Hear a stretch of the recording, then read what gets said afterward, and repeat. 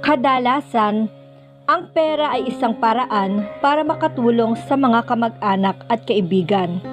Subalit, pera din ang sanhi kung minsan kung bakit nasisira ang pagiging magkamag-anak at pagkakaibigan. Magandang araw kaibigan! Samahan niyo akong muli para sa bago na namang kwento. Pero kung di ka pa nakasubscribe, pindutin lang ang subscribe button, gayon din ang notification bell para lagi kang updated sa mga parating ko pang video.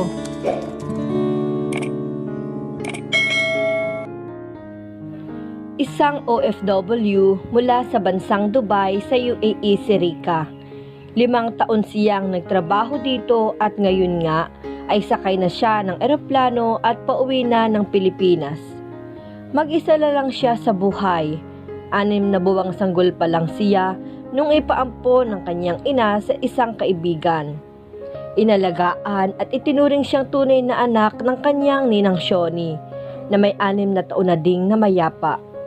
Sa kanya na iniwan at ipinamana ang bahay at lupa nito sapagkat wala din naman itong naging asawa.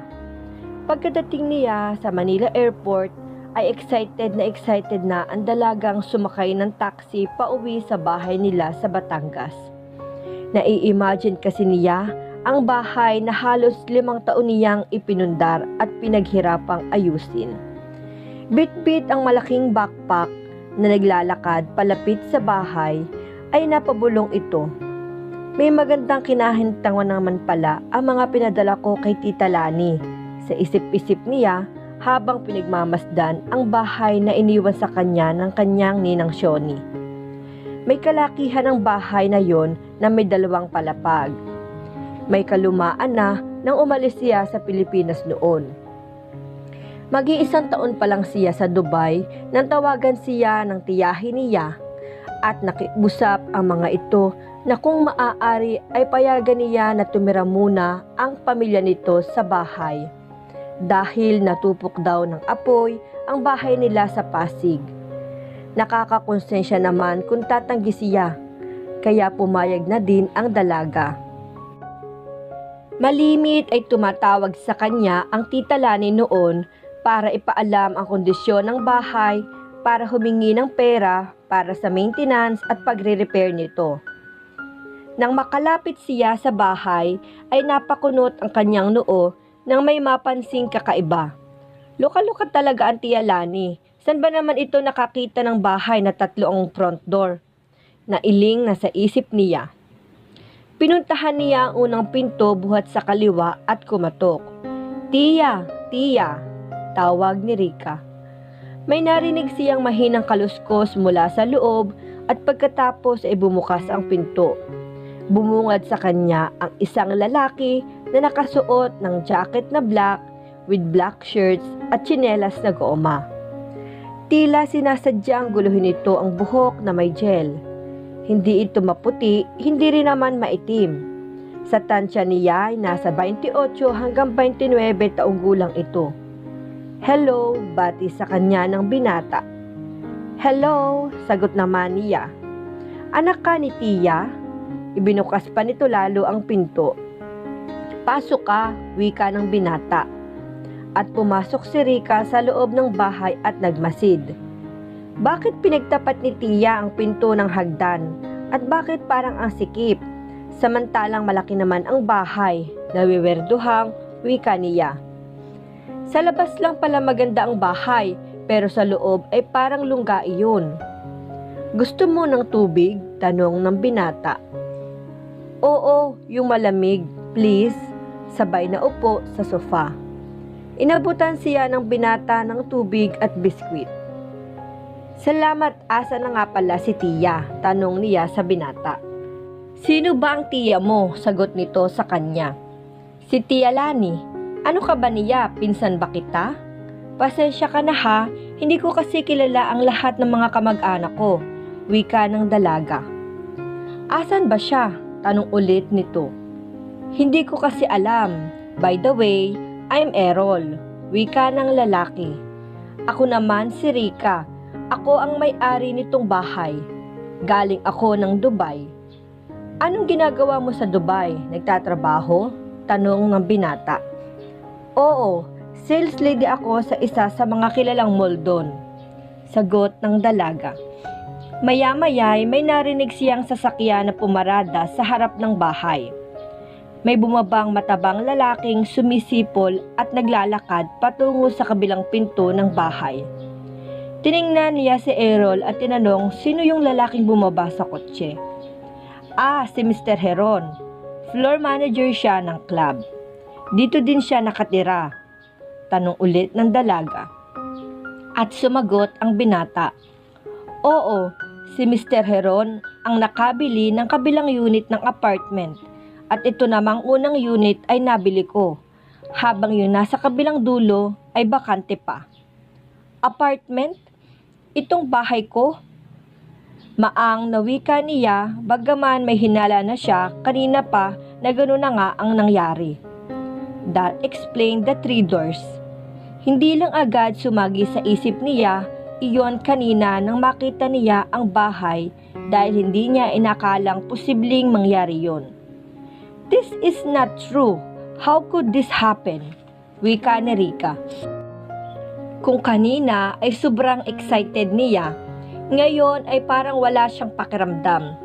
Para siyang wala sa sarili habang nakatingin sa mga kahon na magkakapatong sa isang sulok. Alam niyang mga gamit niya ang laman ng mga kahon na yon. Ngunit sa tingin niya ay kulang na ang mga gamit niya. Napakarami niyang personal na gamit bago pa siya nagtungo ng Dubai na iniwan niya sa Pilipinas. Sa tingin niya ay nawala na ang mga damit niya at nasaan na din ang mga dating kasangkapan at appliances sa bahay nila. Hindi ako makapaniwala, wika ni Rika. Nais niyang isipin na nananaginip lamang siya.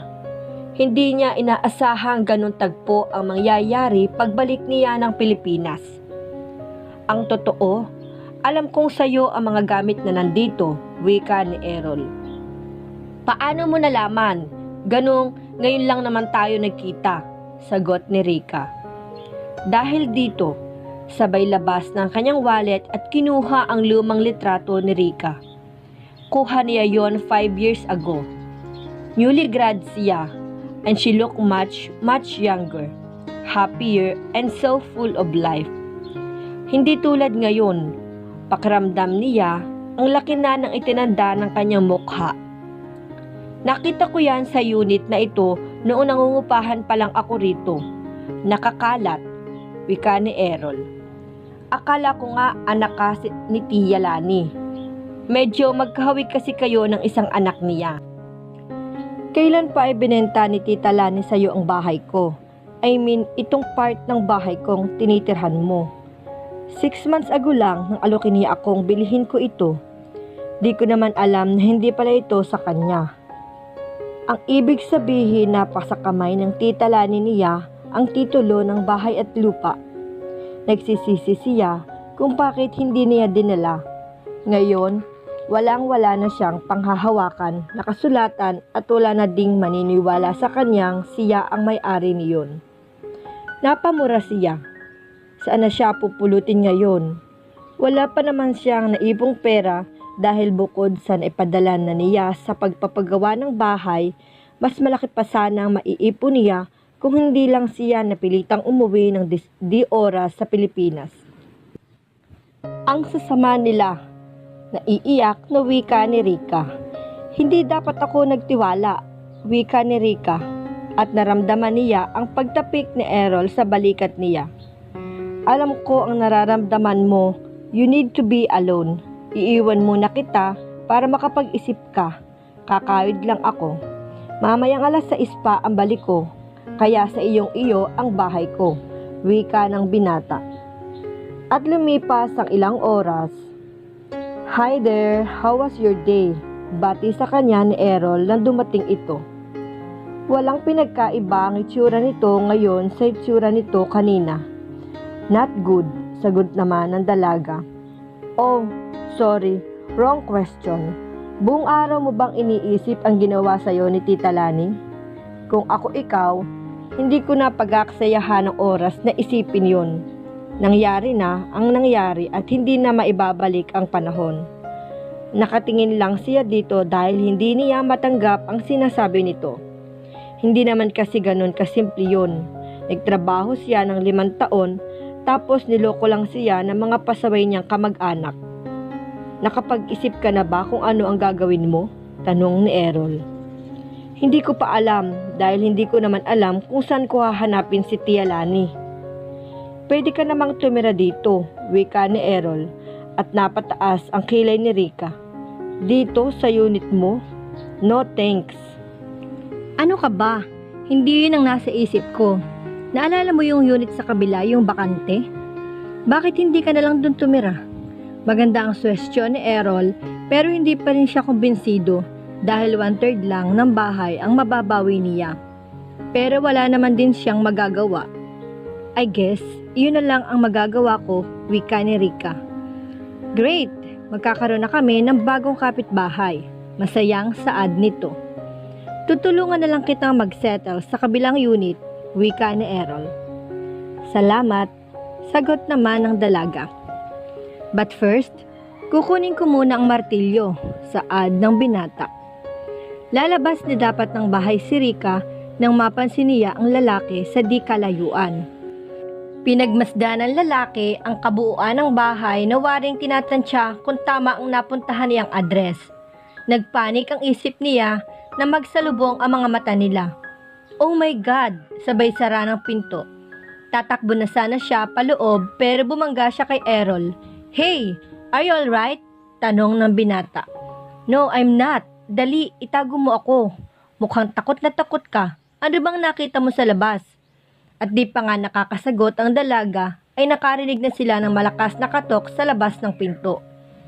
Nasa labas kasi ang admirer at stalker na Indiano na katrabaho niya sa Dubai, si Mr. Ali. Hindi lang ito makulit, hindi rin makaintindi na hindi romance ang pinunta niya sa bansang yon. Hindi niya ito type, bagaman hindi naman ito pangit.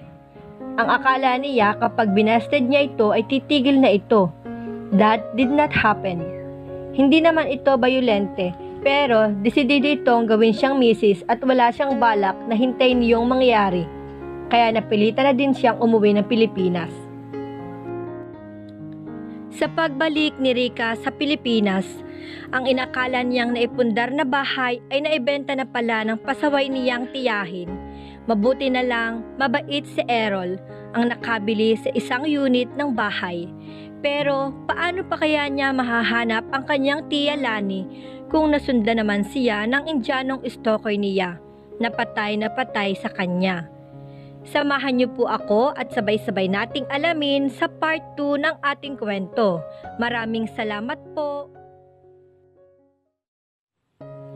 Sometimes, you fall in love with the most unexpected person at the most unexpected time. Magandang araw kaibigan!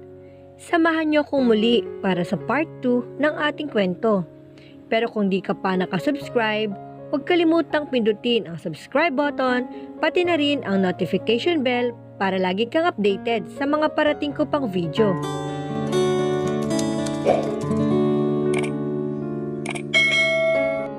Rika. Ang bigkas nito sa pangalan niya, imbes na Rika. Please, favor naman, wika ni Rika. Anong favor? Tanong ni Errol. Pwede ba tayo magpanggap na mag-asawa? Nakangiwing tanong ng dalaga. Sure, ano bang dapat gawin ko? Tanong naman ni Errol. Mabuti na lang pumayag ang binata dahil muli, kinalampag na naman ni Mr. Ali ang pinto.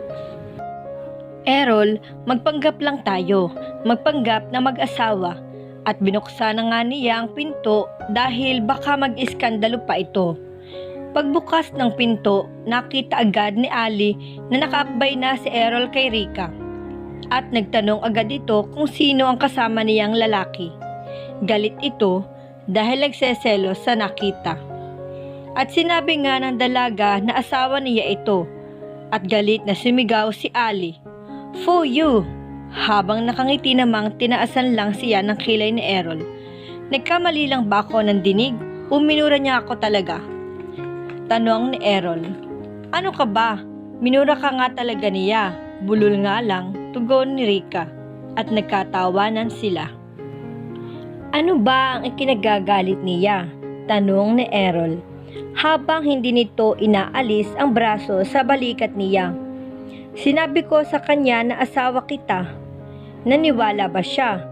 Hindi, dahil alam niya na wala akong asawa. Sabihin mo sa kanya na itinago mo lang ang totoo para madali kang matanggap sa trabaho. At iyon nga ang ginawa ni Rika, pero ayaw pa ring maniwala ni Ali sa kanya. Hindi talaga siya maniniwala, wika ng dalaga. Hahalikan na lang kita sa harap niya. Gusto mo? Tanong ni Errol muli. Naku, wag. Dahil tiyak, hindi pa din naman natin siya makukumbinsi. Kahit gawin natin yon. Pauwiin mo na nga lang. Ang ingay ang sakit sa tenga. Wika ni Errol sabay sundot sa tenga nito. At sa mahinahong tinig ay pinakiusapan niya si Ali na bumalik na lang ng Dubai. Pero hindi raw ito babalik nang hindi siya kasama. Go away, wika ni Errol kay Ali, sabay halik sa pisngi ng dalaga at sabay hawak sa pinto at isinara yon. Napangiti si Rika, ramdam niya ang mainit na pisngi niya nang halikan ito. Halos seconds lang na lumapat ang labi nito sa pisngi niya, pero kumintal pa rin sa isip niya ang malambot na labi ng binata. Sa Dubai ba kayo nagkakilala? Tanong ni Errol. Oo, katrabaho ko siya sa mall kung saan ako nagtrabaho. At pumasok si Rika sa living area at sumilip sa bintana para i-check kung ano ang ginagawa ng Indiano sa labas. Nakaupo ito sa likod ng pinto at mukhang nagmumukmuk.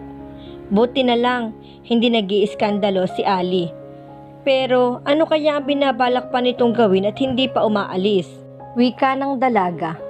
Habang umiiling-iling si Errol at nagbiro. Isusumpahan mo talaga ang maging maganda o maging gwapo. Ay nako, huwag ka nga mang-asar. Saway nito para itago na nangingiti siya. Hindi siya makapaniwala kung paanong narito siya ngayon at may lalaking kanila lang niya nakilala ay nakikipagbiruan na sa kanya. Wala siyang maraming kaibigan o kakilala sa Pinas man o sa Dubai. Hindi rin siya pala kausap sa mga tao, pero madali niyang nakagaana ng loob si Errol. Pero bilib din ako sa tiyaga niya. Imagine, galing pa siya ng Dubai. Sobra palang ma-obsess ang mga Indiano. Handang tawirin kahit anong dagat. Pabirong wika ulit ni Errol sa dalaga. Kung mag-isip ka na lang kaya ng paraan para umalis siya. Paano na natin mabubuksan at maaayos ang kabilang unit? Nag-uumpisa ng dumilim. Tanong ng dalaga. Bakit ako ang mag-iisip ng paraan? Sa akin ba siya obsess? Wika ng binata. Okay, fine. Sabay talikod at naglakad patungo sa pinto at binuksan iyon para kausapin si Mr. Ali. Ngunit di pa nga nakakaimik si Mr. Ali ay tumayo na ito at bago pa mamalaya ni Rika ay nahawakan na siya nito sa braso. He was plain mad and ready to get his revenge. Hindi na siya makahuma o makapiyok man lang. Oops! Not so fast, Mr. Alibaba. Mabilis ang naging pangyayari. Namalaya na lang niya na tinanggal ni Errol ang kamay ni Ali sa braso niya. At nang pumalag ang Indiano ay tinulak ito ni Errol bago nito isinara ang pinto at inilak. Hindi naman pala siya nito panabayaang harapin mag-isa si Ali dahil sa likuran lamang niya ito. Sumilip siya sa bintana. Nakaupo na uli si Ali sa likod ng pinto at tila walang balak tumayo. Alam niya kung gaano ito katyaga at kung gugustuhin itong maupo roon, magdamag ay magagawa nito. Kawawa naman siya, pabulong na wika ng dalaga. Ikaw pa ang naawa sa kanya? Ikaw itong nanganganib ang buhay? Pero mabait naman siya, hindi siya mananakit. Dati iyon. I saw he hates you now dahil pinakilala mo akong asawa mo.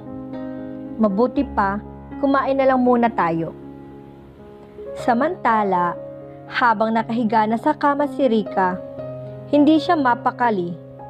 Una, nawiwerduhan siya sa amoy ng kulo na nakadikit sa bedsheet ni Errol. At pangalawa, naiisip niya ang kalagayan ni Ali kung nakaalis na ba ito o andun pa din. Dumilat siya ng bahagya at sinilip si Errol na nakahiga sa baba ng sahig. Ang cute naman niyang matulog. Mahinang naibulong ni Rika sa sarili. At naalala naman niya si Ali sa ibaba.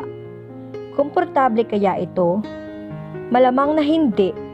Malamok pa naman sa Pilipinas.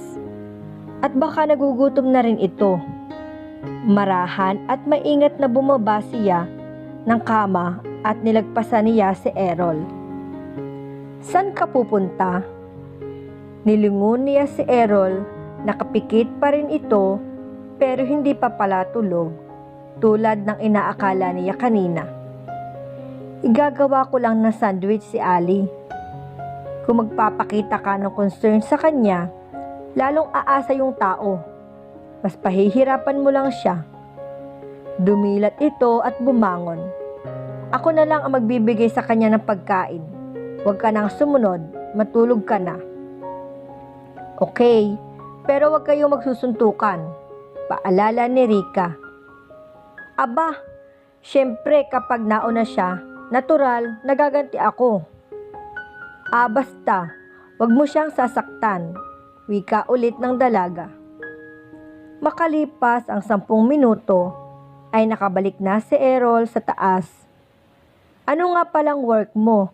Sabay tingin sa mga koleksyon ng libro ng binata. Nagtuturo. She did not expect to hear that from him. Anong subject ang tinuturo mo? Philosophy. Ew, sagot naman ng dalaga. Hindi lang niya lubos maisip kung bakit may nais magturo ng philosophy gayo walang estudyante ang may gustong umattend ng klaseng yon. Nakakaistorbo na ba ako sa'yo? Bigla na lang ako dumating dito kanina. Na-late ka pa yata dahil sa akin. Tapos dumating si Ali at ngayon naman sa sahig ka natutulog. Alam mo, di ka naman nakakaistorbo. Hindi ako na late. Sanay na rin ako matulog sa sahig. Mabuti pa, matulog na tayo. Kinaumagahan, naunang nagising si Rika at tinapik niya si Errol at ginising ito sa pag-aakalang malilate na ang binata. Ngunit day off pala nito. Dahan-dahan silang bumaba ng hagdan at sinilip ang Indiano. Oh my! Nandito pa rin siya at dilat na dilat si Ali. Tila hindi natulog ito at hindi rin ginalaw nito ang sandwiches na ibinigay kagabi. Habang nagkukulitan ang dalawa, ay nabulabog sila ng kalampagi ni Ali ang pinto. Rika! Rika! There he goes again. Umiiling na wika ni Errol. San ka pupunta? Tanong nito sa dalaga. Tatanungin ko lang siya kung bakit niya ako tinatawag. Maupo ka rito. Huwag mong pansinin si Alibaba. Mai-spoil yan kapag pinamihasa mo. Ano ang plano mo ngayon? Gusto ko sanang ayusin na ang bakanting unit para matirhan ko. But it seems I'm stuck here. Malungkot na wika ni Rika. Hapon na pero hindi pa rin umaalis si Ali. Nakaramdam na ng pagkainip si Rika dahil wala siyang magawa sa unit ni Errol at may inaasikaso ito sa taas. Hinayaan na lang niya ito dahil alam niyang mahalaga ang ginagawa nito. Nakakahiya naman kung uobligahin niya ito na entertain siya porket bisita siya rito. Sumilip siya sa bintana. Tumaas ang mga kilay niya na makitang wala sa likod ng pintuan si Ali. Inilibot niya ang paningin. Nakita niya ito sa pagtawid ng kalsada at may kausap na tao. Nahulaan niyang nag-iimbestiga si Ali kung totoo na asawa niya si Errol. Lumapit si Errol kay Rika. Humarap siya kay Rika at eksaktong napaharap din siya dito. Halos magkalapit ang mga mukha nila. Hindi niya alam kung bakit nakadama siya ng pagkailang sa nangyari. kaya humakbang siya ng paatras. Gusto mong buksan ko na ang unit sa kabila? Tanong nito. Sige, sagot naman ng dalaga. Nilibot nila ang unit. Mukhang mas luma iyon kumpara sa unit ni Errol. Dahil siguro, tinirhan iyon ng pamilya ng tiya Shoni niya na hindi marunong maglinis ng bahay. Pababa siya ng hagdan nang pumasok si Errol. May dala itong walis tambo, walis tingting na mahaba, basahan at sabon. Tutulungan na kitang maglinis, presenta nito. Okay, umpisahan na natin. Sabay abot sa kanya ng walis tambo at hinayaan na lang niya ito na tulungan siya. Nakakainip at nakakapagod naman kasing maglinis na mag-isa. At halos gabi na nga nang matapos sila ng paglilinis ng unit. Wala na din silang time pa para magluto kaya napagkasunduan na lang nilang magpa-deliver ng dinner nila. Sabay kumain ang dalawa habang masayang nagkukwentuhan. Pagkatapos nilang kumain ay kumuha si Errol ng kumot at unan at ipinahiram nito sa dalaga. Lilipat na dapat ito sa kabilang unit. Nang pagbukas niya ng pinto ay nakita na ulit niya si Ali sa labas ng pintuan. Mabilis na isinara ng dalaga ang pinto. I guess you have no choice but to sleep here, wika ng binata. Dahil sa pagsunod ni Ali sa Pilipinas at dahil sa hindi pag-alis nito sa unit ni Rika, unti-unti na kayang mahulog ang loob nila sa isa't isa ni Errol. Sometimes, the person that you are truly meant to fall in love with will come into your life in the strangest, most unexpected way. Magandang araw, kaibigan! Samahan niyo akong muli para sa part 3 ng ating kwento. Pero kung bago ka pa lang sa aking channel, pakipindot po ng subscribe button, ganun din ang notification bell para lagi kang updated sa mga parating pang video.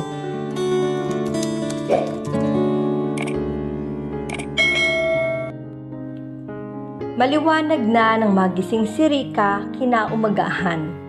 Naabutan niya si Errol na naghahanda ng sarili.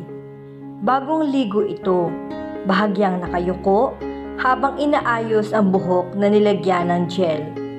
Naengganyo siya na panoorin ito na tila hindi nakukontento sa hairstyle na ginagawa. Naramdaman yata nito na gising na siya kaya lumingon ito.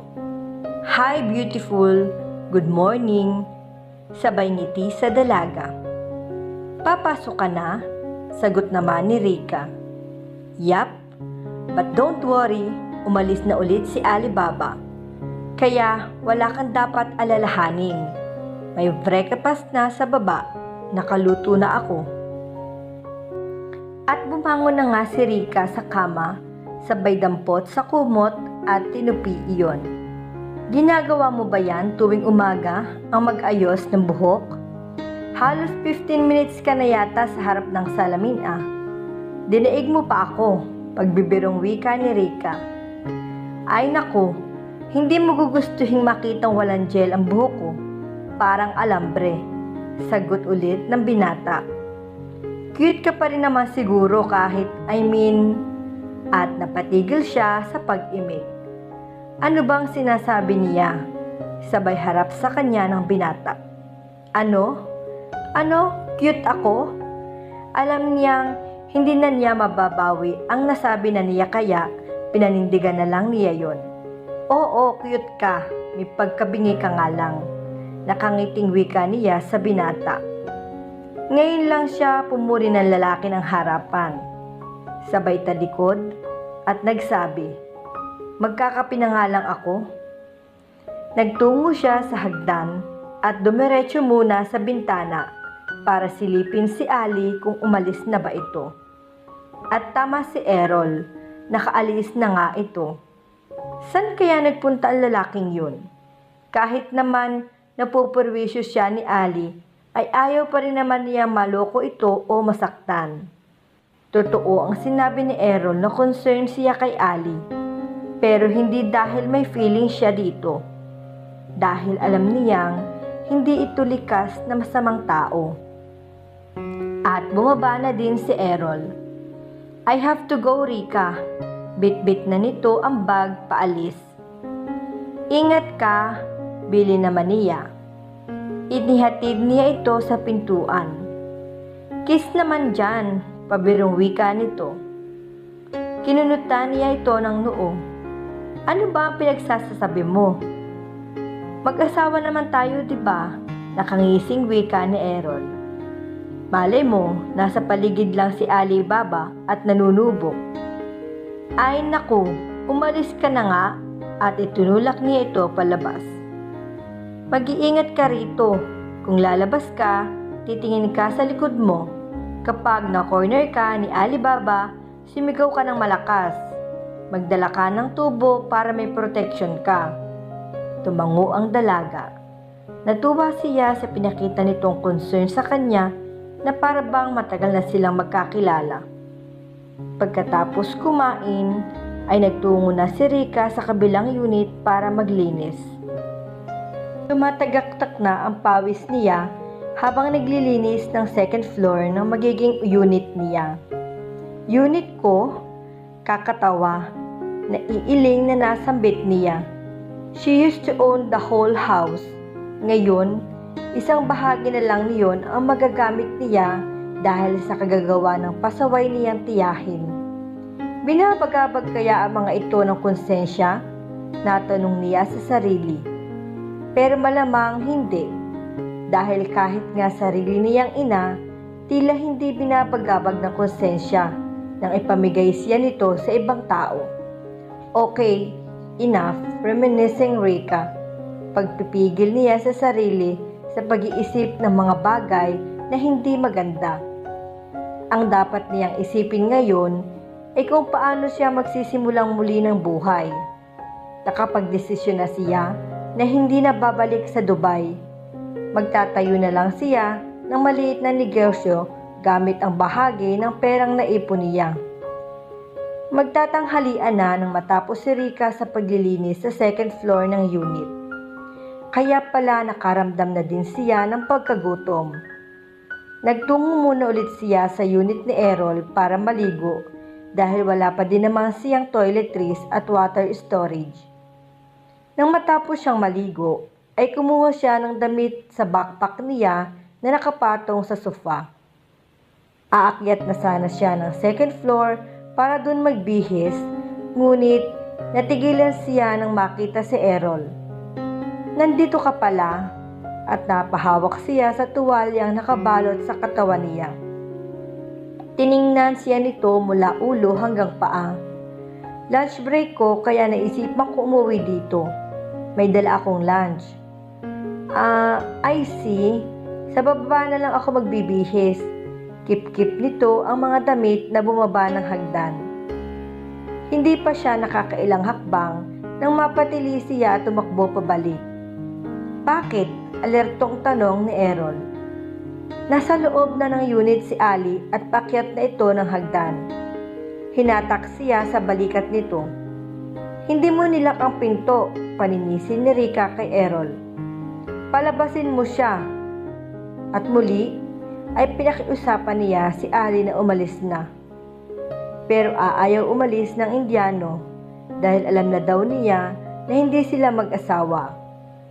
Nang tangkaing hawakan ulit ni Ali si Rika, ay hinuli agad ni Errol ang kamay nito at nagpambuno ang dalawa.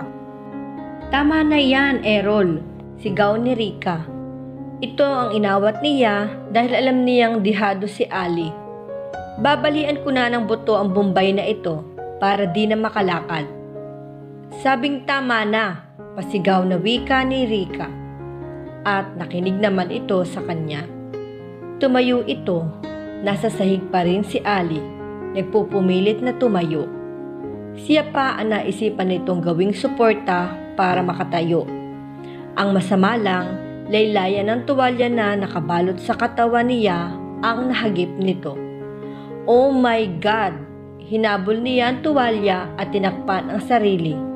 Mabuti na lang at hindi iyon natanggal ng tuluyan sa katawan niya.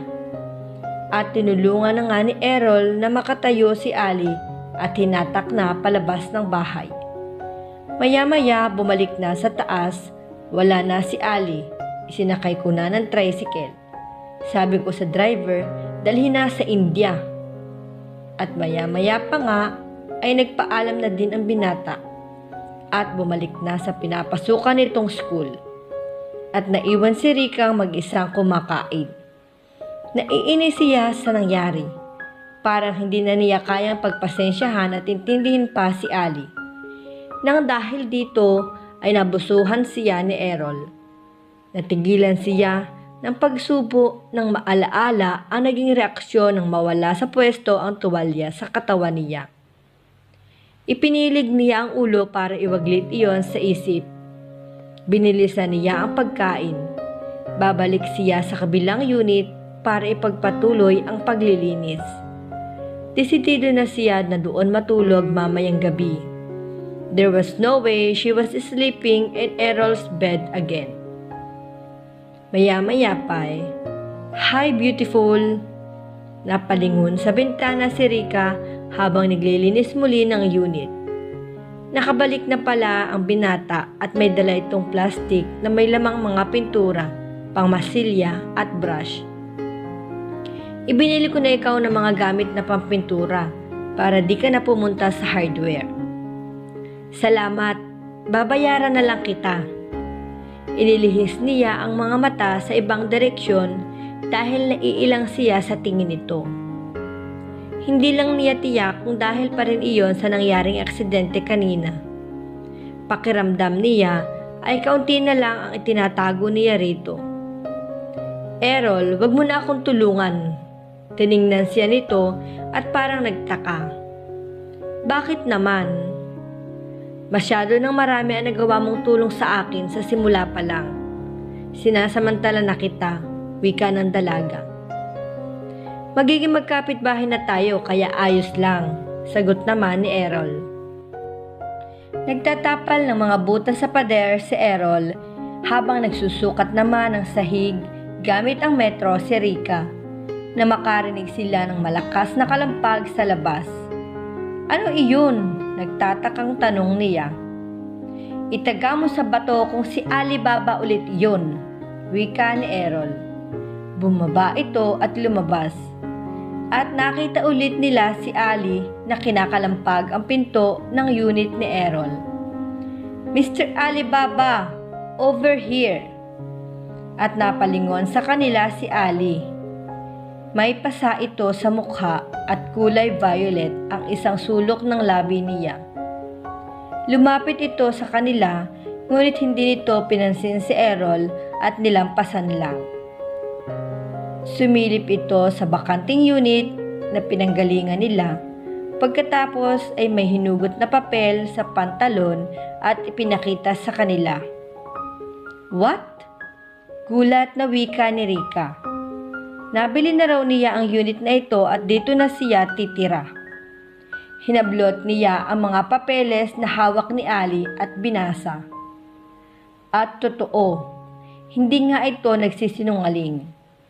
Binawi sa kanya ni Ali ang mga papeles bago pumasok sa unit at ibinalibag pasara ang pinto. Ay naku, mapapatay ko si Tia Shoni. Nanggigigil na sigaw ni Rika. Ano ka ba? Relax ka muna. Heto ang tubig, wika ni Errol. Paano ako magre-relax? Nanggigigil ako sa pamilya ni Tia Shoni. Kahit isang bahagi nitong bahay wala silang itinira sa akin. Ang sama-sama nila. Saan ako matutulog ngayong gabi? Matapos kong linisin ang kabilang unit? Dito uli sa unit ko, sagot naman ni Errol. At napapikit siya. Mabuti pa si Ali, nahanap niya si Tia Shoni. Ay nako, mabuti pa, manood ka na lang ng TV at kumalma ka muna. Dinampot niya ang remote control ng TV. Wala siyang maisip na ibang paraan upang i-divert ang isip niya, kaya binuksan na lang niya ito. Nakakainis, sambit pa rin niya. Kita niya sa screen ng TV ang refleksyon ng binata at napansin niya nakatayo at nakatingin sa kaniya si Ali. Ganun na lang ang pagsisimangot niya nang makita si Ali na nakatunghay sa kanya. Siguro, binili nito ang kabilang unit at upang matyagan siya. Errol, tawag nito. Bakit? Anong pwede kong gawin? Sa Dubai at pati dito sa Pilipinas, binibigyan talaga ako ni Ali ng problema. Paano na ako magkakaroon ng normal na buhay kung hindi nito ako tatantanan? Wika ni Rika. Walang nakakaalam kung ano talaga ang totoong nararamdaman niya sa iyo. Basta, ang nakaprogram sa utak niya, gusto ka niyang makasama. Ano kaya magiging itsura ng anak ninyo kung sakasakali? Pabirong wika ni Errol. Hahalikan na lang kita para makonvince talaga si Ali, sabi ulit ng binata. Ano? Masaya ka? Wika ni Rika. Sige na, isa lang. At itinaas nito ang isang daliri at itinuro ang mga labi nito. Gumagana na naman ang pagiging playful nito. Tigilan mo ako, Errol. Basta hahalikan kita. Hinawakan nito ang mukha niya at pagkatapos ay nilapat nito ng tuluyan ang mukha nito sa kanya. Their lips touched but he did not give her a real kiss. Tila naisipan lang talaga nito na pagsilosen si Ali at biruin na rin siya. Ganoon pa man, para sa kanya ay totoo ang ginawa nito dahil sa naging reaksyon ng katawan niya. Napasinghap siya. Para siyang dinikitan ng live wire. See? Wala na si Alibaba. Di na tumitingin. Effective. Wika ni Errol. Hinampas niya ito. Umakto ka nga na parang totoong prof. Sabay talikod sa binata.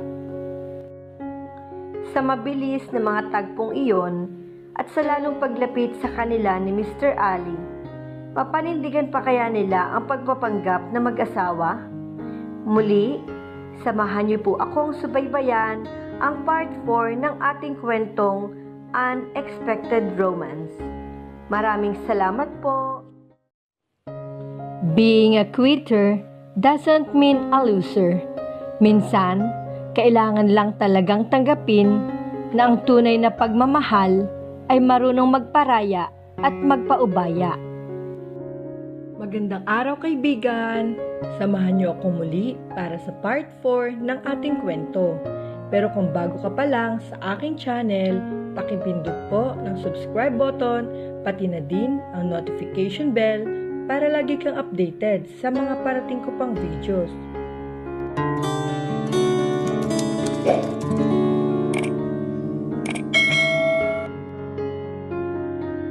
Hindi na maganda ito, wika ni Rika habang nagtututbrush ng umagang iyon. Nakaalis na si Errol at pumasok na sa school. At muli ay naiwan na naman siyang mag-isa sa unit. Hindi siya makalabas sapagkat baka makita siya ni Ali. She was stuck in Errol's place at ayaw niya yon. Sino ba naman ang matutuwa kapag nawala ng kalayaan? Mahinang wika ng dalaga. Iniisip niya, paano kaya niya madidispatcha si Ali? Hindi naman pwedeng habang buhay na lang siyang magtago dito. May mga plano siya na hindi niya magawa, katulad ng pagbubukas ng bagong negosyo. Ang naisip niya ay food cart business. Madali lang i-manage iyon at hindi pa nangangailangan ng malaking kapital. Pero, paano naman niya masisimulan iyon kung nagtatago siya sa unit ni Errol? Habang nakatingin sa salamin, habang naghihilamos ng mukha, kinausap niya ang kanyang sarili. Rika, you should not let other people control or change the course of your life. Lumapit siya sa backpack niya at kumuha ng pang-alis na damit. Nagpalit siya. Inihanda ang cellphone at wallet at nag-abang ng tricycle. Pinara agad niya ang dumaan na tricycle at mabilis na sumakay sapagkat Nakita niyang nakahabol ng tingin sa kanya si Ali at waring gustong sundan kung saan siya pupunta. Pinuntahan ni Rika ang opisina ng inirekomenda ng kaibigan niya sa Dubai na isang food cart business. Balak niya mag-franchise nito. Nakapangalumbaba siya sa mesa ng general manager na si Paulo. Namimili kung anong magandang i-franchise. Pasensya ka na sa akin ha. Mag 30 minutes na akong namimili pero di pa din ako makapagdesisyon. Ngumiti ito.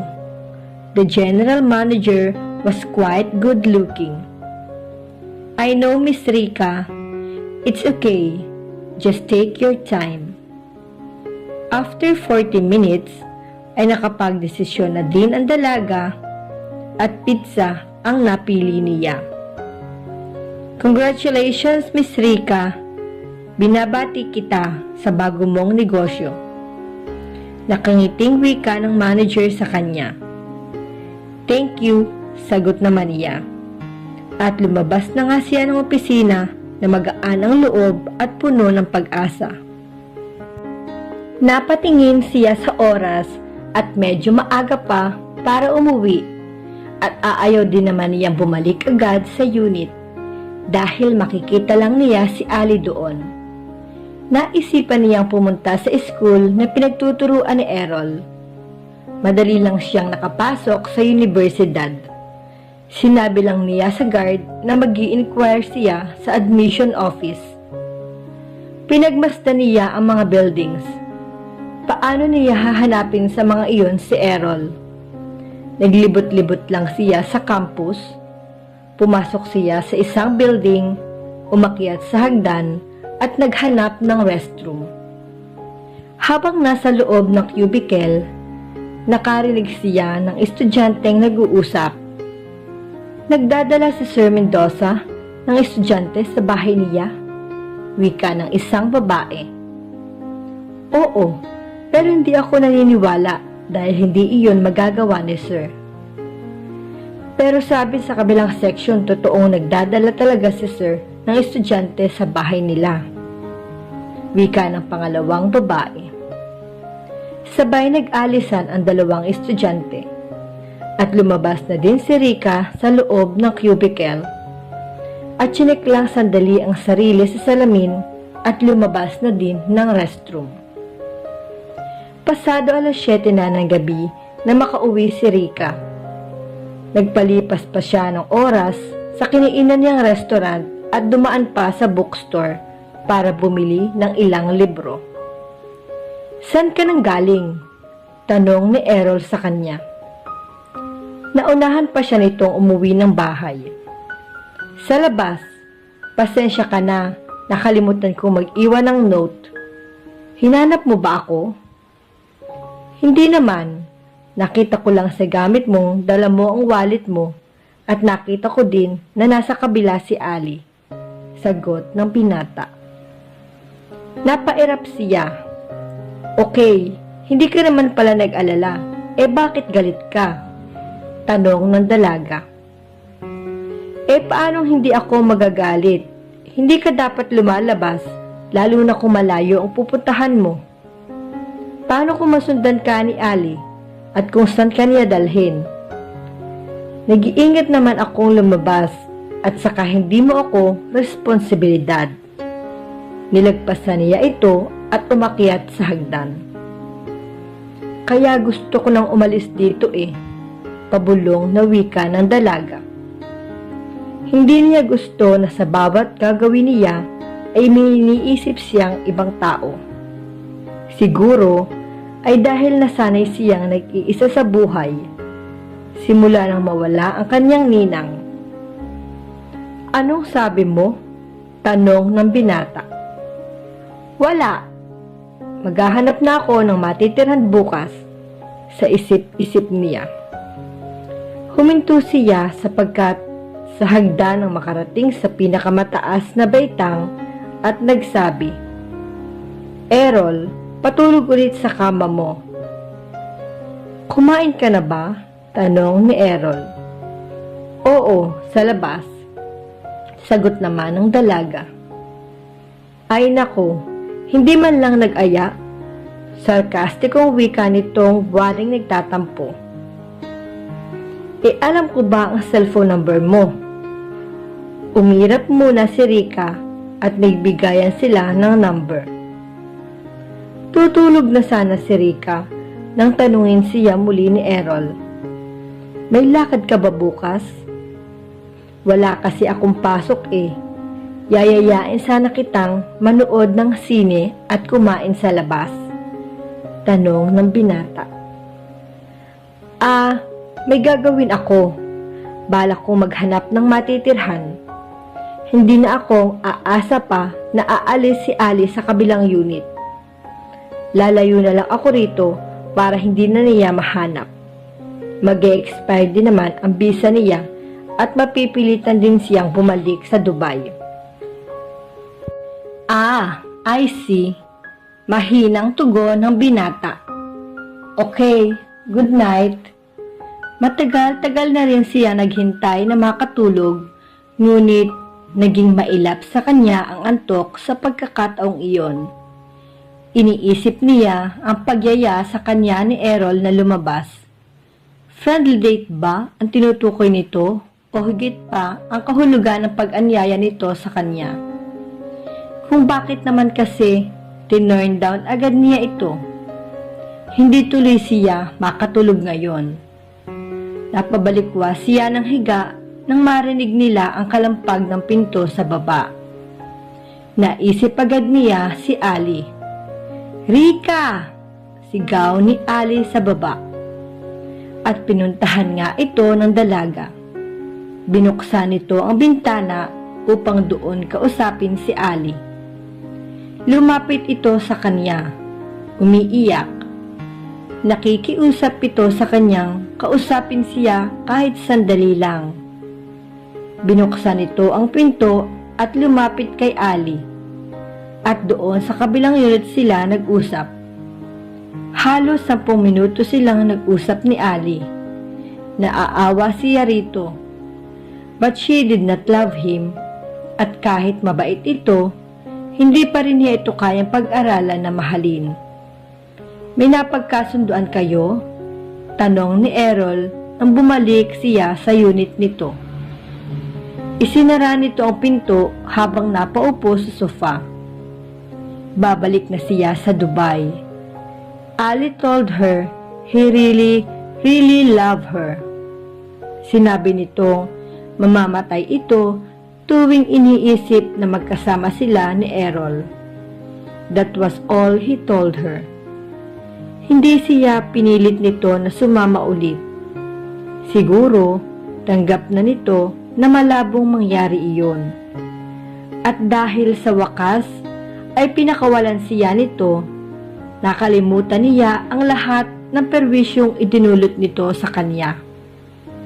Kawawa naman siya. Nasambit ni Rika kay Errol. Ganyan talaga sa pag-ibig. May nagiging maligaya at may umiiyak.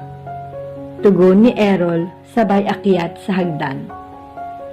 Umalis na ng Pilipinas si Ali at lumipat na ng unit si Rika. Habang nag-aayos ng wallpaper sa kwarto niya, ay may narinig siyang busina ng sasakyan sa labas. Lumabas siya. May nakaparadang box-type truck sa labas. Dito po nakatira si Rika Perez, tanong sa kanya ng isang kargador. Ako nga iyon, sagot naman niya. Maya-maya pa ay may 4 na kalalakihan ang nagpasok ng mga furniture sa loob ng unit at ang iba ay iniwan na lang sa labas na tila ayaw na mga itong mahirapan ng husto. Mga pasaway na iling na sambit ni Rika. Paano kaya niya maiipasok ang mga ito? Ang bibigat pa naman. Tinanaw niya sa kabilang unit si Errol dahil alam nitong day off ang binata. Pero hindi man lang ito lumabas para tumulong nang dumating ang delivery truck. Nag-alangan siyang lumapit dito dahil simula nang umalis si Ali ay tila nagbago na ito ng pakikitungo sa kanya. Hindi na siya kinakausap nito at simula nang lumipat siya sa kabilang unit ay hindi pa nito siya chinecheck. Isa pang pasaway, nasambit ng dalaga. Kahit mabigat at mahirap, ay pinilit na lang niyang ipasok at ayusin sa loob ng kanyang unit ang mga furnitures. Habang nag-aayos ng mga gamit, ay nagring ang cellphone ni Rika. Hello? Tumatawag dito si Paulo, ang general manager na kukuhanin niyang pizza. Gusto nitong dalhin ang proposal sa bahay ng dalaga upang makapagdesisyon na ito at nang masimula na ang gagawing negosyo. At lumipas lang ang ilang oras ay dumating na nga ito. Habang nag-uusap ang dalawa sa gagawing negosyo, ay kumatok naman sa pinto si Errol. Knock-knock, wika ng binata. Napatingin sila sa nakabukas na pinto. Nakatayo roon si Errol. Nakita ko kanina na may dumating na delivery truck. Anito habang palipat-lipat ng tingin sa kanila ni Paulo. O ngayon, mataray na tanong ni Rika. Ang pasaway, kaninang kailangan niya ito, hindi ito nagparamdam. Pabulong na wika ni Rika sa sarili. Do you need help? Hindi. Are you sure? How about that? Diyan, sabay turo sa kama na nasa salas. Okay lang, sa kanya na lang ako magpapatulong. Sabay muestra kay Paulo bago muling binalikan ang proposal na binabasa. Okay, I'll go back to my unit, wika ni Errol. Kapitbahay mo? Tanong sa kanya ni Paulo. Oo, sagot naman ni Rika. Admirer too? Tanong ulit ng binata. Ah, hindi. Kanina ko lang siya nakilala. Pagsisinungaling ng dalaga sa manager upang di na magtanong pa. Kinabukasan, maagang gumising si Rika para magpunta sa opisina ni Paulo. Pagkatapos mag-ayos ng sarili, ay bumaba na siya ng hagdan. Binuksan niya ang pinto, tumaas ang kilay niya nang makita si Errol na nakatayo sa labas ng unit. May kailangan ka? Tanong ng dalaga. Tatanungin lang sana kita tungkol sa mga gamit mo sa unit ko. Gusto mo na bang kunin ang mga iyon? Sabay napatingin sa ayos niya. Aalis ka? Oo. Kaya baka pwedeng pakilabas na lang sana kung hindi makaka-istorbo sa iyo at pakiiwan na lang dito sa harap ng bahay ko. Kukunin ko na lang pagbalik ko. Wala naman siguro mag-i-interest doon at luma na. Saan ka pupunta? Tanong ulit ng binata. Sa opisina ni Paulo. Ah, yung guy ba nakausap mo dito the other day? Oo, sagot ni Rika. Sabay sulyap sa relo nito. I have to go, maiiwan na kita. Nagtungo na siya sa karsada at nag-abang ng tricycle habang naiwan mag-isa si Errol. Dahil sa pag-alis ni Ali sa Pilipinas, ay matatapos na din ang kanilang pagpapanggap ni Errol bilang mag-asawa. Mananatili pa kaya ang pagkakaibigan ng dalawa?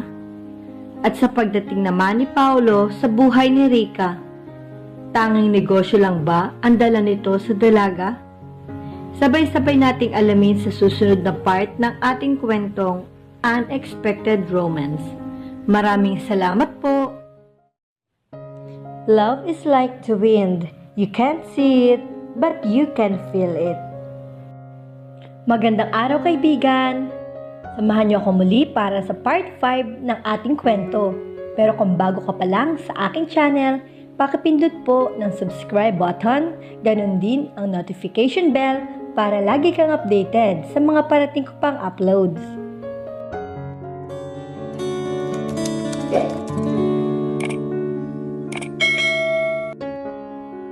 Nagkita si Rica at si Paulo para maghanap ng pwestong pagtatayuan ng kanyang pizza business. At napagkasunduan nila sa isang MRT station magtayo sapagkat madaming tao ang nagpupunta doon at dumadaan. Nakikita-kita ko na magiging magaling kang businesswoman. Nakangiting wika ni Paulo sa dalaga. Pagkagaling mula sa MRT station ay niyaya siya nitong mag-lunch. "Anong ginawa mo sa Dubai?" tanong nito sa dalaga habang kumakain. Naalala bigla ni Rica si Errol na miss niya ang mga araw na animoy close sila sa isa't isa. Kahit pa hindi masasabing magkaibigan sila dahil kailan lang naman sila nagkakilala nito. Bakit nga ba bigla na lang nagbago ang pakikitungo nila sa isa't isa? As far as she was concerned, hindi siya ang unang nagbago sa kanilang dalawa. Sales lady ako sa isang mall sa Dubai. This month lang ako umuwi dito sa Pilipinas, sagot nito kay Paulo. And it seems wala ka nang balak mga ibang bansa uli? Wala na siguro. Lagpas na ng tanghali nang makabalik si Rica sa unit niya. In a matter of time, magsisimula na mag-operate ang food cart business niya. Hindi niya dinatnan ang mga kahon ng gamit niya sa labas ng pintuan tulad ng ibinili niya kay Errol. Nakalimutan ba nito o nagkamali lang siya ng sapantaha na walang magkakainteres sa mga iyon?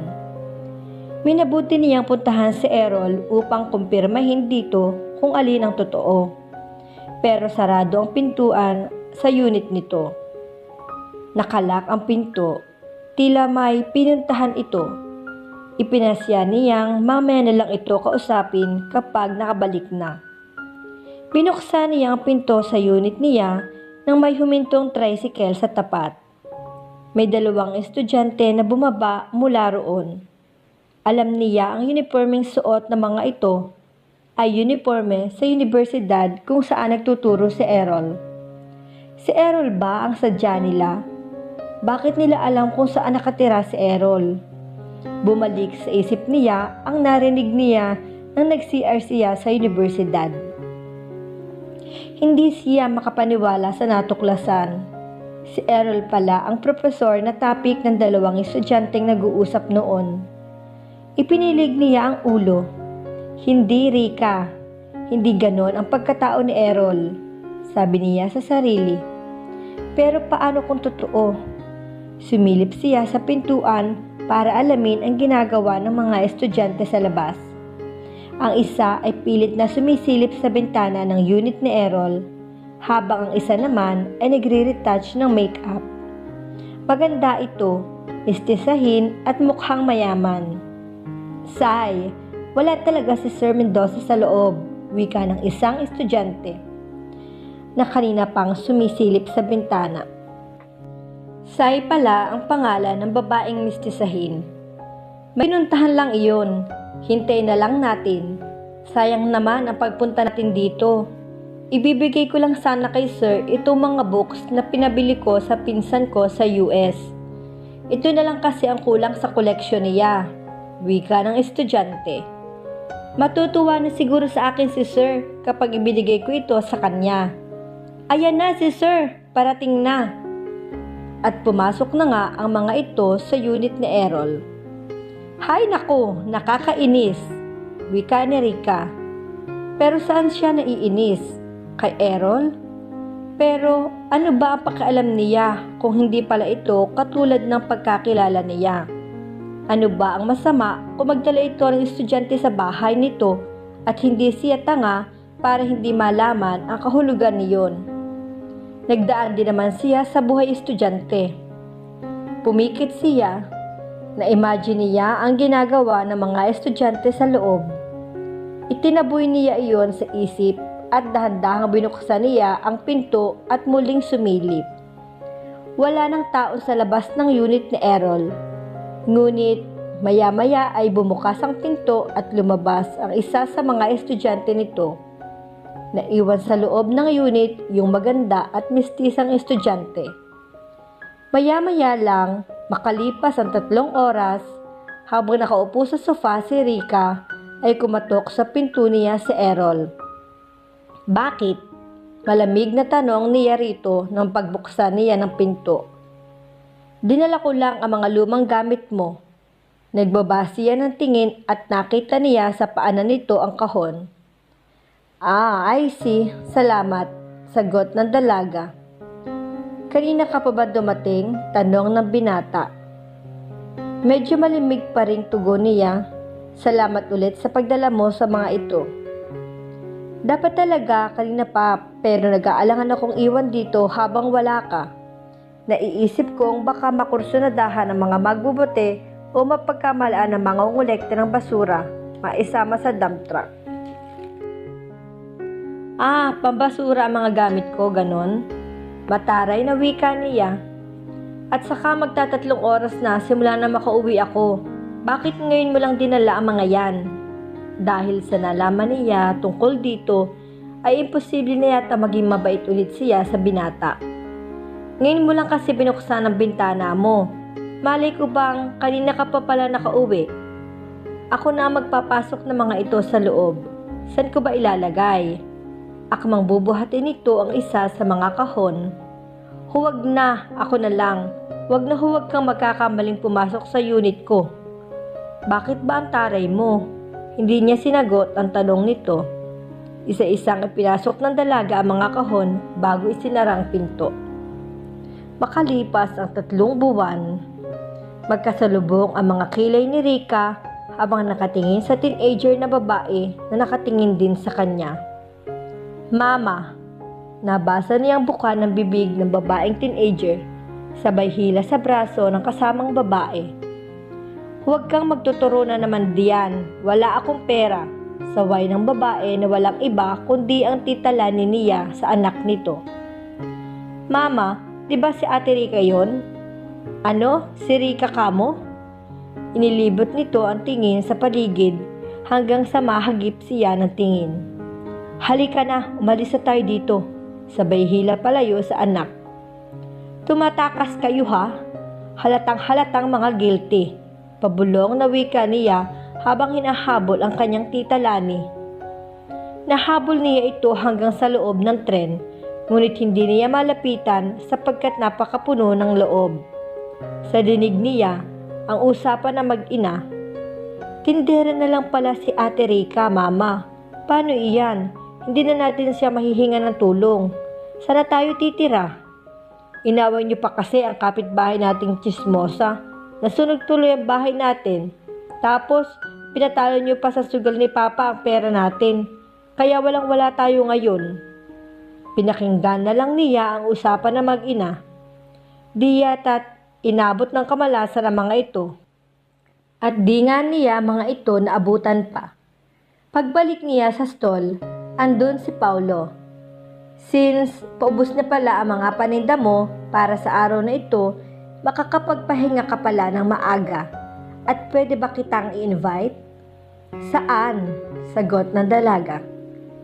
Sa dinner, birthday ko today, kung hindi mo natatanong.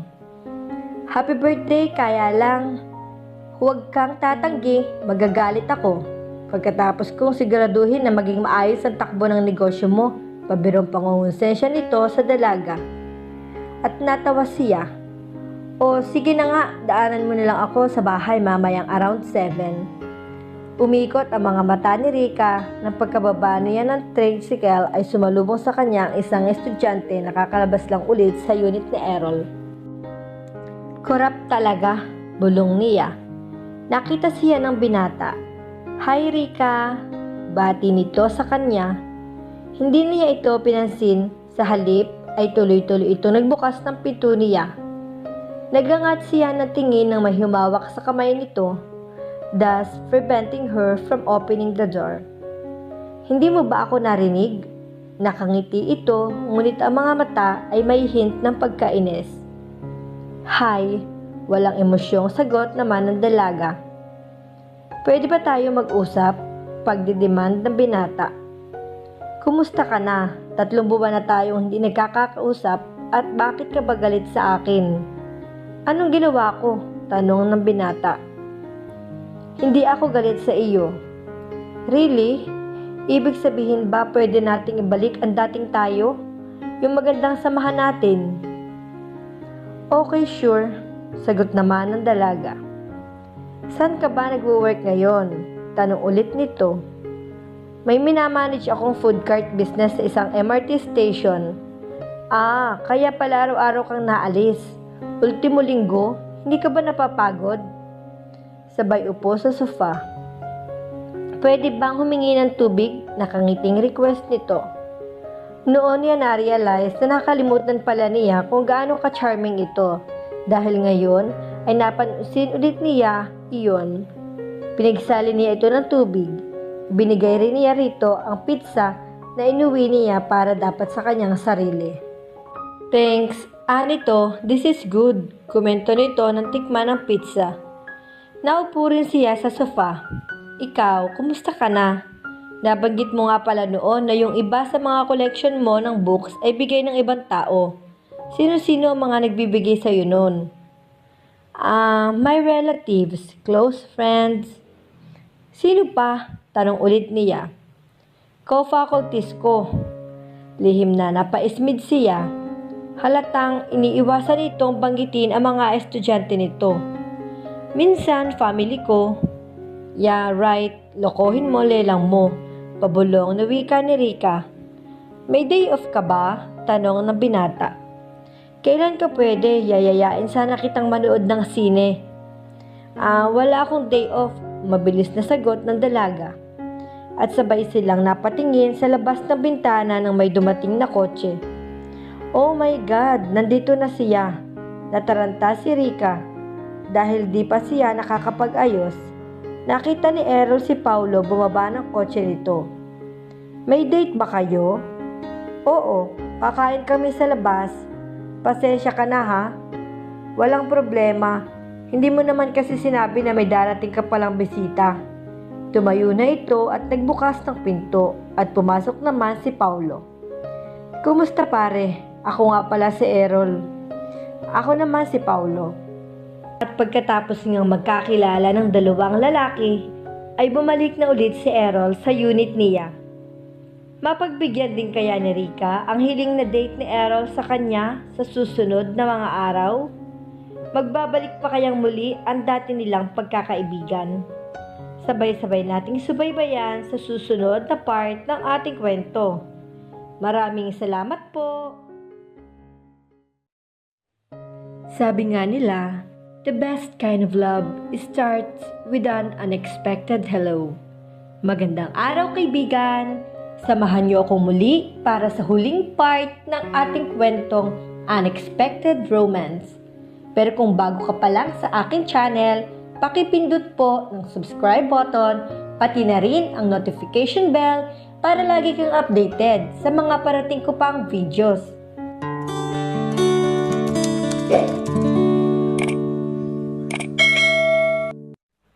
Nagtungo sina Paulo at Rika sa isang mamahaling restaurant ng gabing iyon. Are you interested in someone, Rika? Tanong ni Paulo sa dalaga. Nabigla siya sa tanong ni Paulo. Para kasing may gustong ipahiwatig ito. Paanong interested? Sagot naman ni Rika. Like if there's a guy you like or you're attracted to. I don't know, sabay iwas ng tingin. Bigla ay hindi na siya komportable kasama ang binata. Gusto niyang pagsisihan na sumama pa siya kay Paulo na mag-dinner. Para kasi sa kanya, ordinaryong dinner lang yon. Pero baka iniisip nito na dinner date iyon. Nginitian siya ni Paulo. He did not ask her personal question again. Tungkol na lang sa negosyo ang pinag-usapan nila. Pagkahatid ni Paulo sa kanya sa bahay, ay tinanong niya ito, Paulo, hindi ka naman interesado sa akin, right? I am Rika. Gusto kita. But I know the kind of look you gave me when I asked you if you were interested in someone. Don't worry. Inirerespeto ko ang feelings mo kung may lalaki ka nang nagugustuhan. Hindi ako makikigulo pa. Wika ng binata. Hindi siya agad nakatulog ng gabing iyon. Ang mga sinabi ni Paulo ay naiisip niya. May lalaki na nga ba siyang nagugustuhan? Kinabukasan, maaga nakauwi ang dalaga galing sa stall. Naisipan nitong puntahan si Errol sa kabilang unit para abutan ulit ng natirang pagkaing inuwi niya. Errol, sabay katok sa pinto ng unit nito. At nakita niya ang binatang nagmamadaling bumaba ng hagdan, mukhang bagong gising at walang gel. Having a bad hair day? Biro nito sa binata. Huwag ka mag-alala, cute ka pa rin, sabay pasok sa unit ng binata. Na-realize niya, napaka-unfair niya sa binata. Wala siyang kahirap-hirap na makapasok sa unit nito, samantalang ito ay kailangan pang makiusap sa kanya kahapon para tanggapin at kausapin niya sa kanyang tirahan. Kumain ka na? Parang nagustuhan mo kasi ang dala kong pizza kagabi, kaya nagdala pa ako ng iba pang flavor. Salamat. Wow, ang dami naman ito. Kinuha nito sa kanya ang box at ipinatong sa mesa. Naupo si Rika sa sofa habang pinagmamasdan niya si Errol na nagtitimpla ng kape. Having a bad hair day or not, he really was still cute. Hindi pa ito nag-aahit. Kahit lumang-luma na ang t-shirt na suot, napabuntong hininga siya. What's so special about you, Errol? Maaga ka ata ngayon, wika ng binata na pumutol sa pagmamasid niya rito. Swerte lang kami ngayon. May 3 customer na halos pumakyaw na sa mga paninda namin. Napanood mo na ba yung movie na gusto mong panoorin? Tanong ni Rika kay Errol. Hindi pa. Panoodin natin today. Total maaga naman wika ng binata. At pumayag na nga si Rika. Nasa loob na sila ng sinehan ni Errol. Naka-close up sa malaking screen ang mukha ni Piolo Pascual. Ay, ang swerte naman ni Ann. Imagine, nakahalikan niya si Piolo. Kinikilig na wika ni Rika. Ay nako, mas gwapo naman ako riyan, sagot ni Errol. Excuse me, pero di ka gwapo, cute lang. Magkaiba yun. Pakiulit nga, hindi ako gwapo. Gusto ko nang lumabas, pagyayaya ng binata. Hindi pa natin nakikita ang ending. Magtatagumpay din naman yan sa misyon nila. Palagi namang ganon ang mga bida. Halika na, lumabas na tayo. Nilalamig na ako, wika ni Errol.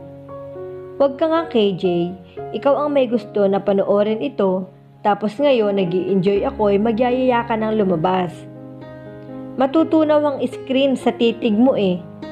At maya-maya pa ay sinaway sila ng nasa likuran nila. Lumingon ito.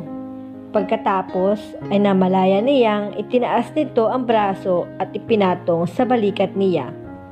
Hinila siya nito ng bahagya hanggang sa nakasandal na siya rito. San kayo nagpunta kagabi ni Paulo? Pabulong na tanong nito sa dalaga. Sa restaurant. Niligawan ka niya? Hindi. Tinulungan lang niya ako sa business ko. Kaila niyang sagot. Ay nako. Mag-uusap lang pala tayo. Lumabas na kaya tayo rito. Sabay tanggal sa braso nito sa balikat niya at tumindig. Sa isang coffee shop sila sumunod na nagpunta. Galit ka pa ba sa tita Lani mo? Tanong ni Errol. Bakit mo biglang nabanggit si tita Lani? Gusto ko lang malaman kung nakalimutan mo na ang ginawa niya at ng pamilya niya. Mapapatawad ko sila pero hindi ko makakalimutan ang ginawa nila.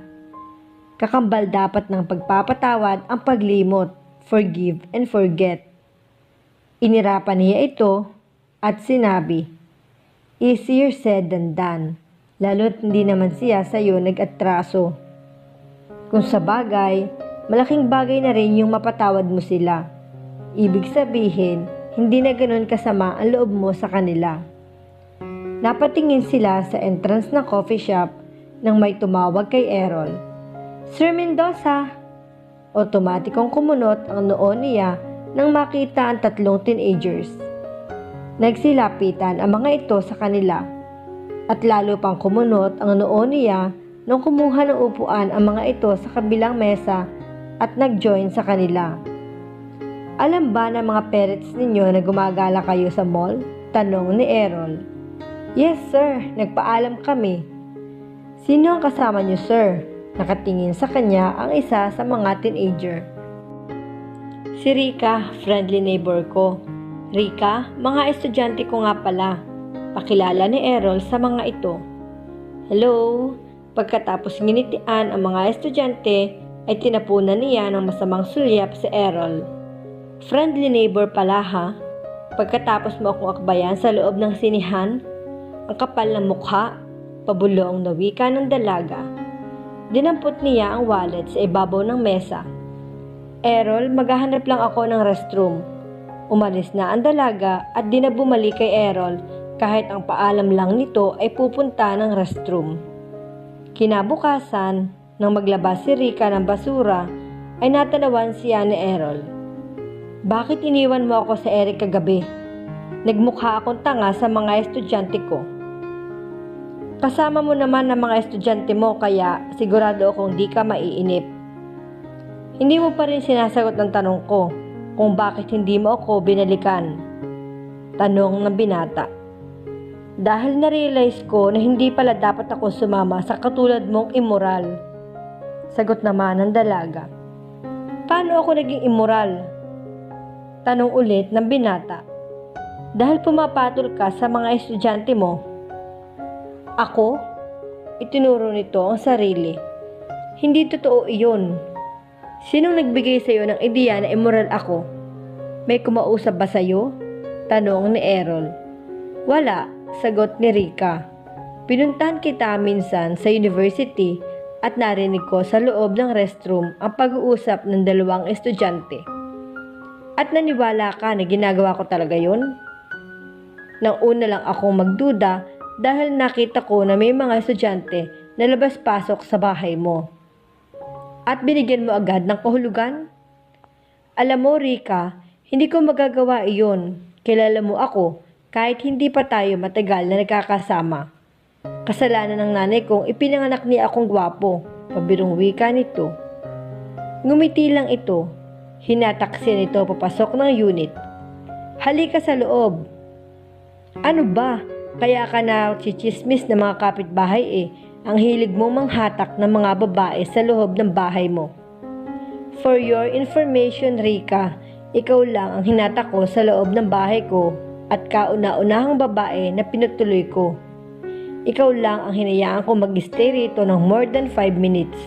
Yung iba, kapag naka 5 minutes na, ginagawan ko na ng paraan para umalis. Kinabukasan, pagkalabas ni Rika galing sa stall, napansin niyang may 2 pares ng sandal sa labas ng unit ni Errol. Nagpapasok na naman siguro ng babae ang Herodes na iyon. Inis na wika ni Rika. Lumapit siya sa unit at naisipang manubok. Kapag nalaman ko lang na tama ang chismis sa'yo, malilintikan ka sa aking lalaki ka. Lumapit siya sa nakasarang bintana at nakinig. Pasensya ka na talaga, Errol, kung napasugod kami rito. Narinig niyang wika ng isang babae sa loob. Tila may edad na iyon at hindi na bata. Okay lang, Tita Lani. Mabuti nga at nandito ako nang dumating kayo. Nabalitaan kong nasunog daw ang bahay ninyo sa Pasig. Si Tia Lani ang nasa loob? Oo, Errol, natupok lahat ng gamit namin. Kaya heto, kahit nakakahiya, ay naisipan ko lumapit sa iyo. Walang-wala na talaga kaming malapitan. Heto po, Tita Lani, itago nyo. Pagpasensyahan nyo na yan. Sagot ni Errol sa matanda. O siya at kami tutuloy na. Maraming salamat, Errol. Wika ng matanda. Wala hong anuman. Bumukas ang pinto. Nakita agad siya ni Errol. Naniningkit ang mga mata niya habang nakatingin dito. Nahintakutan naman ay tuloy-tuloy na lumabas ang Tia Lani niya at ang anak nito. Halos tumakbo ang mga ito palayo. Alam mo pala na sa Pasig sila nakatira? Patoy ang wika niya. Bakit di mo sinabi sa akin? Pagalit na tanong ni Rito. Rika, hindi naman sa hindi ko sinabi. Itinago ko lang sa iyo dahil nakita ko kung gaano kasama ang loob mo sa nangyari. Parang susigudin mo sila sa sandaling malaman mo kung saan sila nakatira. Alam ko na madadagdagan lang ang sama na loob mo kapag nakaharap mo sila dahil hindi rin naman nila maibabalik ang kinuha nila. Wika ng binata. Halos 4 na buwan iyon. Bakit hanggang ngayon hindi mo pa rin pinagtatapat sa akin? At bakit tinutulungan mo sila? Sagot ng dalaga. Kawawa kasi sila. Kita mo ba si Tita Lani? Payat na payat. Huwag muli akong kakausapin. What? Rika? Hinabol siya nito. Huwag mo naman akong idamay sa galit sa kanila. Walang ganyanan. Dinuro ni Rika si Errol. Hindi na ako galit sa kanila, pero sa'yo, oo, nagsinungaling ka sa akin. Sinabi ko na sa iyo ang dahilan kung bakit at aaminin ko, dapat sinabi ko na sa iyo pagkatapos ng 1 o 2 araw dahil karapatan mo iyon. Pero pinagpanggap mo akong asawa mo. Ano? Bakit ibinabalik nito sa kanya ang sisi? Kapag nalaman mo na tinago ko sa iyo ang totoo, baka magalit ka at tapusin mo na ang pagpapanggap natin. So what you have are selfish reasons. Sabay pasok sa unit niya. Rika, lumabas ka dito. Ituloy natin ang pag-uusap natin. Maghihintay ako rito sa labas. Bahala kang manigas dyan. Pabalang naman tugon ni Rika. Malalim na ang gabi. Hindi makatulog si Rika. Nasa labas pa rin kaya si Errol at hinihintay siya? Kasing tiyaga kaya ito ni Ali? Hindi niya alam. Ang alam niya ay hindi niya ito kayang tiisin at pahirapan tulad ni Ali. Kaya kinuha niya ang tuwalya at ibinalabal sa likod niya bago siya bumaba. Nakaupo pa din sa may semento si Errol habang tinutusok ng barbecue stick at tsinelas niya na buksan nito ang pinto. Bakit naghihintay ka pa dyan? Tanong ni Rika. I told you I will wait for you. At naupo si Rika sa tabi nito. Tumingala siya sa langit. It was filled with stars. Ano? Wala ka na sumpong? Tanong nito sa dalaga. Wala na. Sagot naman nito. Ayokong mas madisappoint ka. Baka pagkaisahan ka ng pamilya ni Tita Lani. Sino magbabackup sa'yo? Sagot ni Errol. Noon lang tayo nakita, concern ka na sa akin? Wika ni Rika. Matagal nang nakatago sa wallet ko ang picture mo, kaya hindi iyon ang kauna-unahang pagkakataong nakita kita. In fact, kinakausap ko ang picture mo araw-araw. Kailan ba kita makikita? Talaga, seryoso ka? Tanong naman ng dalaga. At napangiti si Rika sa sinabi ng binata. Do you really like me, Errol? Yes, otherwise, hindi ako maghihintay rito. Before, umiikot ang buhay ko sa pagtuturo. Pero ngayon, nakukonsume ang halos buong oras ko sa pag-iisip ko sa iyo. Kapag nasa classroom ako, hindi ako makapag-concentrate dahil ikaw ang laman ng utak ko. Tumanaw si Rika sa malayo. Pareho lang naman tayo. May naganap din pagbabago sa akin kapag magkasama tayo. Nakakalimutan ko kung nasan ako. Parang tayo lang dalawa ang nag-i-exist. Just like tonight. Sambit ni Rika. You're saying you like me too? Yes, sagot ng dalaga. Hindi na niya natapos ang sinasabi dahil inabot na ng bibig nito ang mga labi niya. Napapikit siya. I love you. You and all your flaws that make you real. Sambit nito ng paghiwalay nito ng bahagya ang mga labi nila. At pagkatapos nga ng gabing iyon, ay nagtuloy-tuloy na ang magandang samahan ng dalawa. Ang dating nagpapanggap lang na mag-asawa, ay di nga nagtagal ay nagkatotoo na. At sila nga ay naging tunay at ganap na mag-asawa na. At dito po nagtatapos ang ating kwentong Unexpected Romance. Salamat po sa walang sawa ninyong pagsubaybay sa aking mga kwento. Samahan niyo po akong muli para sa susunod ko pang nakakakilig, nakakatuwa, at nakaka-inspire na mga kwento. Maraming salamat po.